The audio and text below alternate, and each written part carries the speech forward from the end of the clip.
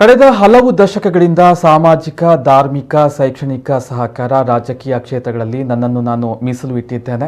ಆದರೆ ನನ್ನ ಪ್ರಗತಿಯನ್ನು ಕಂಡು ಸಹಿಸದವರು ನನ್ನ ವಿರುದ್ಧ ಅಪಪ್ರಚಾರ ಮಾಡ್ತಾ ಇದ್ದು ಕೆಲವು ಭಾವಚಿತ್ರಗಳನ್ನು ಸಾಮಾಜಿಕ ಜಾಲತಾಣಗಳಲ್ಲಿ ಅಪ್ಲೋಡ್ ಮಾಡಿ ಮಾನಹಾನಿಯನ್ನ ಮಾಡ್ತಾ ಇದ್ದಾರೆ ಎಂದು ಪುತ್ತೂರು ಕ್ಷೇತ್ರದ ಮಾಜಿ ಶಾಸಕ ಸಂಜೀವ ಮಟ್ಟಂದೂರು ಹೇಳಿದ್ದಾರೆ. ಪತ್ರಿಕಾ ಪ್ರಕಟಣೆ ನೀಡಿರುವಂತಹ ಅವರು, ನನ್ನ ಅಭಿವೃದ್ಧಿಯನ್ನ ಸಹಿಸಿದಂತಹ ಕೆಲವೊಂದು ವ್ಯಕ್ತಿಗಳು ನನ್ನ ತೇಜೋವಧೆ ಮಾಡುವ ಉದ್ದೇಶದಿಂದ ನನ್ನ ಮೇಲೆ ಇಲ್ಲಸಲ್ಲದ ಆರೋಪಗಳನ್ನು ಮಾಡಿದ್ದಾರೆ. ಇದು ನನ್ನ ವಿರುದ್ಧ ಮಾಡಿದ ಷಡ್ಯಂತ್ರವಲ್ಲದೆ ಬೇರೇನೂ ಅಲ್ಲ.